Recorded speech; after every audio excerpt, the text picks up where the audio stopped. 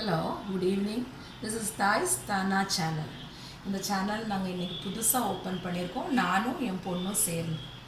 First ஒரு sweet செய்யலான்னு எங்கள் ஊர் ஸ்பெஷல். நாங்கள் நாகர்கோயில் நாஞ்சில் நாட்டு சமையல் தான் இதில் மேஜராக இருக்கும். எங்களுடைய இதில் ஃபஸ்ட்டு நேந்திரம்பழத்தில் அப்பஞ்சுடலான்னு நினச்சிருக்கோம்.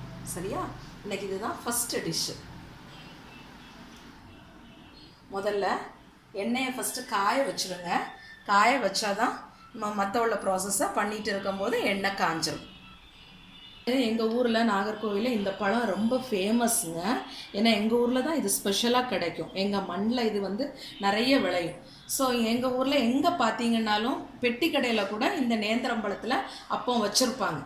இது நான் போடுற சமையல் எல்லாமே பேச்சுலர்ஸ், அதுக்கப்புறம் நியூலி மேரிட் கப்புள்ஸ் ரொம்ப ஈஸியாக, அதில் ரொம்ப க்ரிட்டிக்கலாக எதுவுமே இருக்காது. வீட்டில் இருக்கிற திங்ஸை வச்சு ரொம்ப ஈஸியாக பண்ணுற மாதிரி தான் நான் சொல்லித்தர போகிறேங்க. ஓகேயா? இதுக்கு தேவையான இன்க்ரீடியன்ஸுங்க: மைதா மாவு, நேந்திரம்பழம், சுகர், தென் ஒரு சிட்டிகை சோடா சால்ட், அப்புறம் கேசரி பவுடர் கொஞ்சோண்டு அந்த கலருக்காக, அப்புறம் பொரிக்கிறதுக்கு எண்ணெய். ஓகேயா? இவ்வளோதான், ரொம்ப சிம்பிள். ஃபஸ்ட்டு மைதா மாவு எடுத்திருக்கேங்க. இது ஆக்சுவலாக இந்த கப்புக்கு 1.5 கப் மைதா மாவு எடுத்திருக்கேன். சரியா? அதுக்கு 3/4 கப் சுகர்.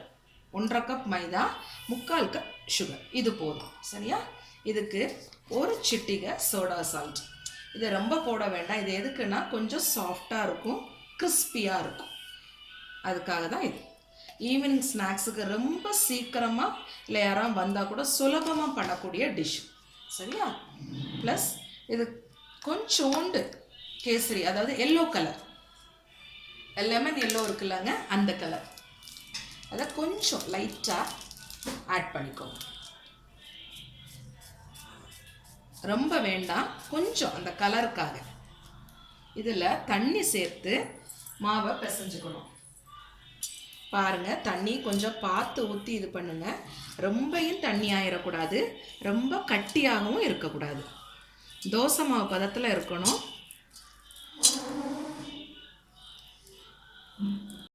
ஓகே, இந்த பதத்தில் வரைய வச்சுக்கோங்க. சரியா? அப்போ தான் உங்களுக்கு முக்கி போடுறதுக்கு சரியாக இருக்கும்.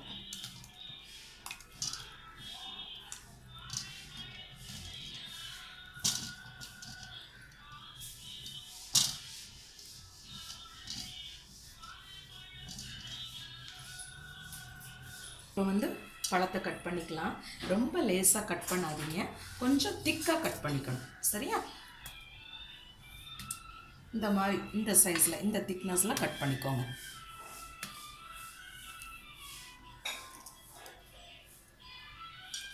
இந்த பாருங்கள், இந்த சைஸில் இந்த திக்னஸ் இருக்கணும்.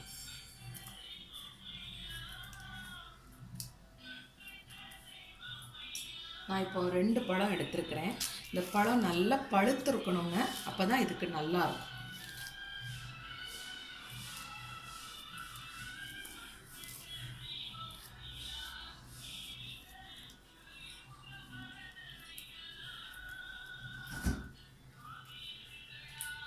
இவ்வளோதான், கட் பண்ணியாச்சுங்க. இப்போ எண்ணெய் காஞ்சிட்டான்னு பார்ப்போமா?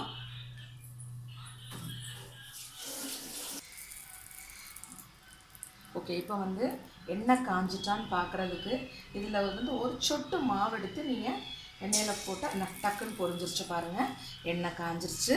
அடுப்பை கொஞ்சம் சிம்மில் வச்சுக்கோங்க.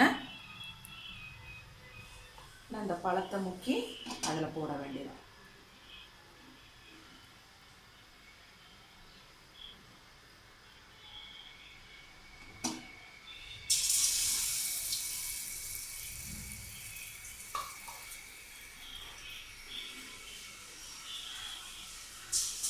இப்படியே ஒவ்வொன்றா மெதுவாக பார்த்து போடுங்க, கையில் பற்றாமல்.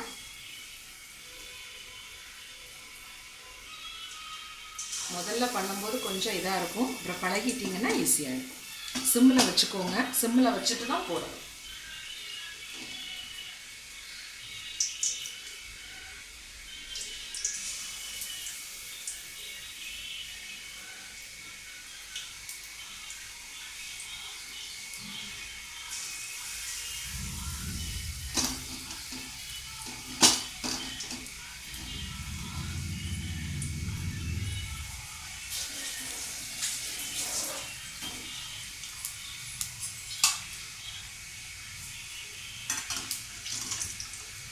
வெந்ததை திருப்பி போட்டுக்கோங்க.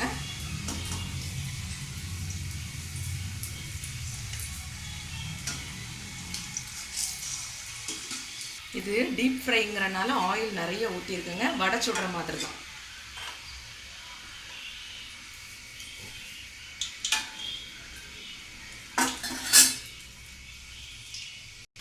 இது நல்லா ஃப்ரை ஆயிடுச்சு. இதை எடுத்துருவோம். எல்லாம் மொத்தமே ஒரு 5 நிமிஷம்தான். டக்குன்னு நீங்கள் இதை ப்ரிப்பேர் பண்ணிடலாம்.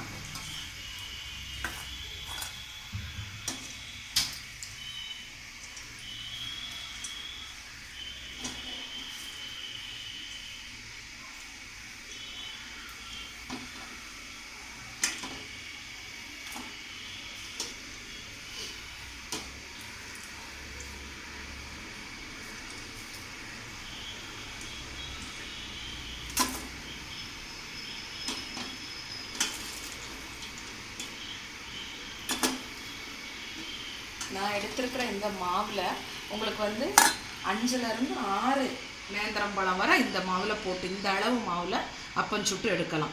அது போட்ட பிறகு மாவு மிச்சம் வந்துச்சுன்னா ஒன்றுமே இல்லை, ஒரு சின்ன கரண்டி எடுத்து சும்மா வெறும் மாவே ஊற்றினாலே அப்பங்கணக்கு அது வரும். அதை நம்ம சாப்பிட்லாம். அதனால் மாவு மீந்துட்டே நீங்கள் கவலைப்பட வேண்டாம்.